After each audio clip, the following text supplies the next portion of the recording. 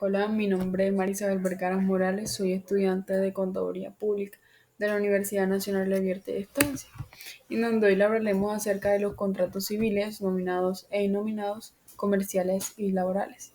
Los contratos nominados pues hacen referencia a todos los contratos que aparecen en el Código Civil con sus respectivas denominaciones. Existen varios tipos de contratos de este tipo, como pueden ser los contratos de compraventa, los contratos de donación, los contratos de arrendamiento, los contratos de depósito.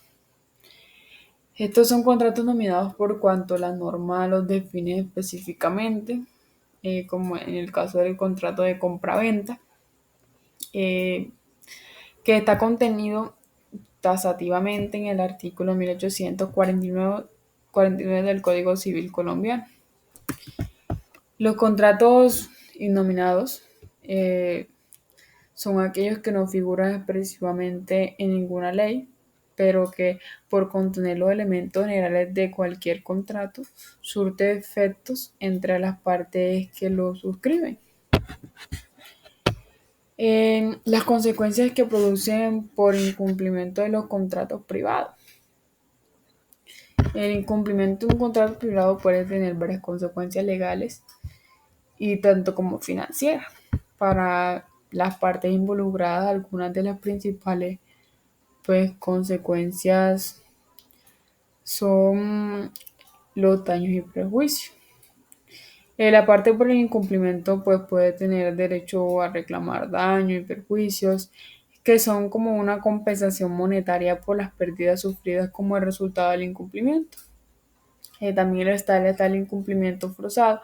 En algunos casos, pues la parte perjudicada puede buscar una orden judicial para obligar a la otra parte a cumplir pues con los términos del contrato.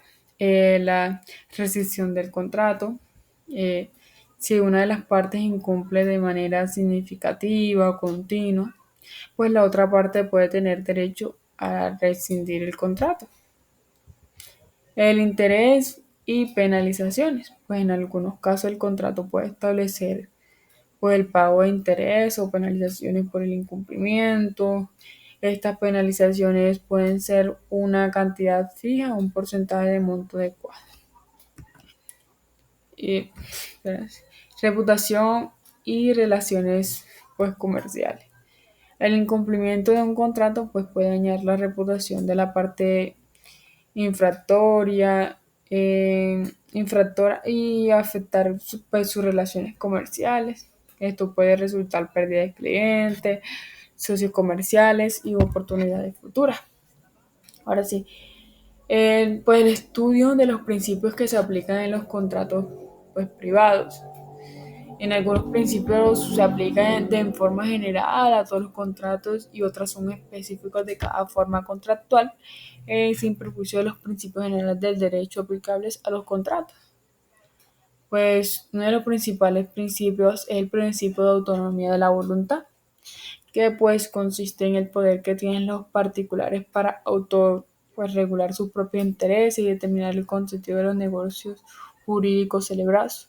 Pues está el principio de buena fe, que ha pasado a ser un principio pues, general de derecho para convertirse en un postulado constitucional.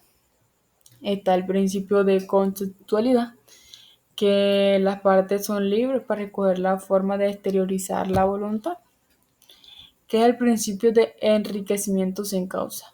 Pues bajo el principio las partes son libres pues, para escoger la forma pues para exteriorizar la voluntad, lo que implica este costumbre, principio de la costumbre. Pues es un principio que rige sobre los contratos únicamente que existe o existe la ley o existiendo.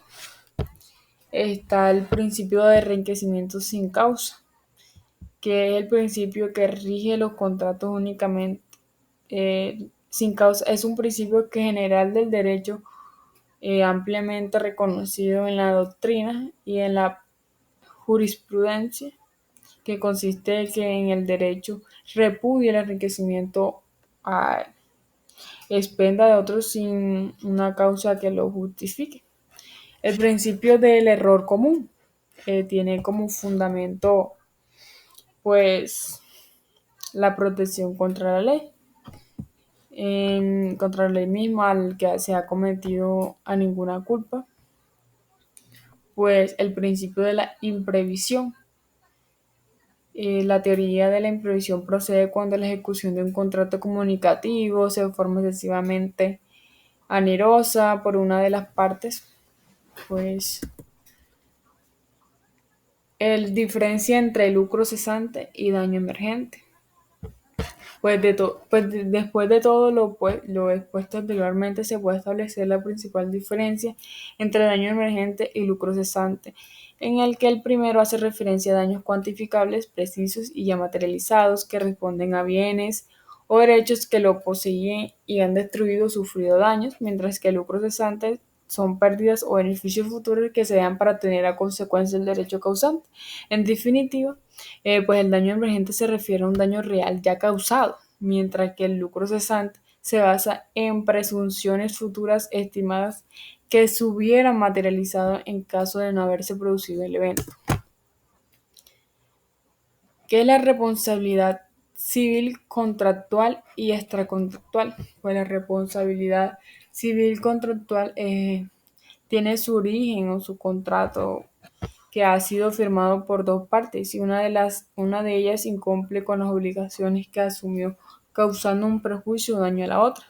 En consecuencia, quien sea responsable de causar el daño o perjuicio debe compensarlo o indemnizar de la otra parte. La responsabilidad civil pues, contractual tiene su origen en el artículo 1602 del Código Civil colombiano, que otorga pues al contrato la calidad de la ley por las partes que quedan obligadas a cumplir lo pactado. ¿Qué es la responsabilidad civil? Pues extracontractual. Eh, la responsabilidad civil extracontractual no tiene origen en ningún contrato, es decir, que entre la persona que causó el daño y el que sufrió no existe ningún contrato. Bueno, eso es todo. Muchas gracias.